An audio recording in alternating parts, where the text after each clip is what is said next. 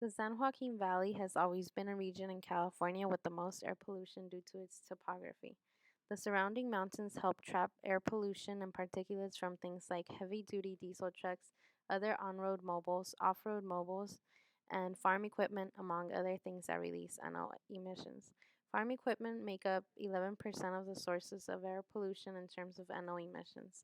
In 2005, the mononitrogen oxides released from farm equipment like tractors were 50.6 tons per day. In 2015, the comparison was made and the difference was almost half with a result of 28.1 tons per day. According to the USDA, the 2007 ozone plan called for another 75% reduction of NO emissions. In comparison to the Bay Area and the South Coast, the San Joaquin Valley has the least amount of NO emissions. As for volatile organic compounds, farm equipment created 3.3 tons per day in 2015 and in total released 341.3 tons this year.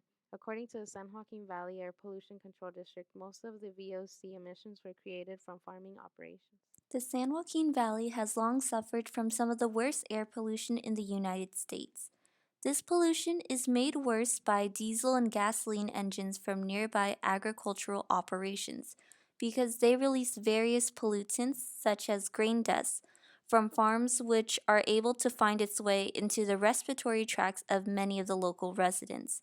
And this is mainly due to the geography of the San Joaquin Valley because the county is hemmed in by the mountains, and rarely are the winds strong enough to disperse the smog and dust. Nearly 19,000 people in San Joaquin County suffer from chronic bronchitis, and more than 35,000 have emphysema. For farmers who work more closely with grain and hay, respiratory problems are worse and can result in several different chronic respiratory issues, ranging from the shortness of breath and irritation of airways to more long term ailments like asthma, allergies, chronic pulmonary disease, or farmer's lung. Farmer's lung is an inflammatory disease of the lung that involves the airways, meaning it would affect lung function. This occurs from the inhalation of mold spores that attach themselves to hay. Whether it be baled hay, stored grain, or silage with 30% moisture in its content, they are so small that if you would inhale just the head of a pin, you'd be inhaling 250,000 of them. Once inhaled, the tiny mold spores move towards the bottom of the lung, and the symptoms would appear in about 4 to 6 hours. During the first 3 to 8 hours, the patient will develop a shortness of breath, tightness in chest, fatigue, a dry cough, muscle ache, headache, chills, and fever. If it's a first time exposure, the symptoms may last up to 2 weeks, and the most serious stage would last up to 12 to 48 hours. Another disease caused by dust is organic dust toxicity syndrome. Another name for it is silo unloader syndrome because it commonly occurs during the unloading or uncapping of silos. This disease is a result of exposure to large amounts of organic dust, and other areas of the farm that contain high dust levels would include grain storage, hog barns, and poultry barns. Like farmer's lung, the symptoms and duration of the symptoms are the same. Another growing health hazard in relation to dust is asthma, which can affect all age groups and occupations besides farmers. The creation of air pollution control districts started in the 1950s in the Los Angeles and Bay Areas of California. In 1957, the Bay Area Air Pollution Control District, may also be called Air Quality Management Districts, and other districts set the pattern for control of air pollution on a multi-county basis. The San Joaquin Valley Air Basin is particularly high ambient and ozone levels. Agricultural related air pollution results from primary emissions from machinery and vehicles in production, such as grape and cotton harvesting. Two of the 8 general policies that would be most applicable to the San Joaquin Valley are fugitive death policy, which reduces the amount of particulate matter entrained in the air as a result of anthropogenic sources by requiring actions to prevent, reduce, or mitigate fugitive dust emissions, and particulate matter policy imposes limits on particulate matter emissions. Machines that reduce the amount of dust being kicked up into the air during harvesting is highly likely to improve air quality. One machine that could help with reducing dust particles is the optimizer. Turlock based Tillage International developed this machine that can hold 9 implements. It only takes 2 operations to get ready for planting, and it reduces pollution from dust particles as well as emissions from the fuel. Another machine that will help reduce the amount of particle matter was created by Modesto based exact harvesting systems. The machine resembles a vacuum. A chain picks up the crops as well as dirt and excess leaves. The nuts then fall to the ground and can be picked up after the harvesting is done, and the useless dirt is dropped to the ground in separate piles instead of being thrown into the air, contributing to pollution. This machine is said to lower air pollution caused by dust emissions by about 70%. Since dust storms are not only caused by farm equipment but also wind, building wind barriers would be a helpful solution to reducing air pollution. Wind barriers could be fences or even trees and bushes to help block some of the wind from blowing the dirt up into the air. Applying concrete or other solid cover to ground that is not being used for crops would sufficiently reduce the farm dust pollution.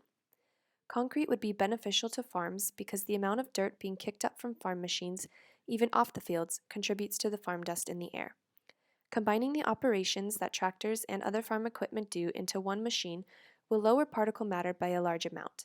If machines did not require as many steps to harvest the crops, they would speed up the process of farming, which would require less trips through the fields and in turn reduce the amount of dust particles being released into the air. There are several solutions that can be used to control how much dust is being released into the air to prevent air pollution. Although there are already some government regulations on farm dust, there is always room for improvement. In the San Joaquin Valley specifically, there is a PM10 attainment demonstration plan and an air quality attainment plan. These plans regulate how many dust particles can be released into the air from farming equipment in a 24-hour period.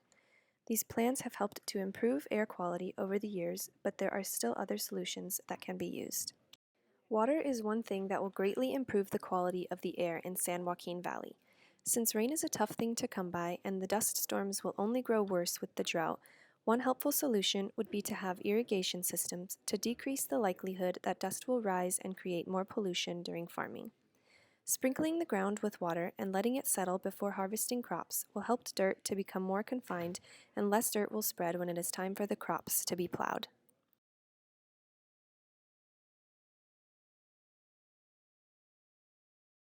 In the future, if no solutions are made and people in the San Joaquin Valley do not take precautions when they harvest their crops, serious problems could arise. The health of not only farmers, but the citizens in the city as well will deteriorate over time. Since it is difficult to cure air pollution completely, there are certain laws that should be created to protect the health of the people in the valley. If farmers were required to wear face masks while they plow their crops, it would definitely help prevent the amount of respiratory diseases that are caused by fugitive dust. The San Joaquin Valley has in recent years managed to reduce its air pollution. Though breathing challenges that begin at the farm can be most practically solved by wearing a proper dust mask at times of high exposure to grain and hay dust, a white two-strap paper mask with an N95 rating will suffice. They are widely available at many retailers.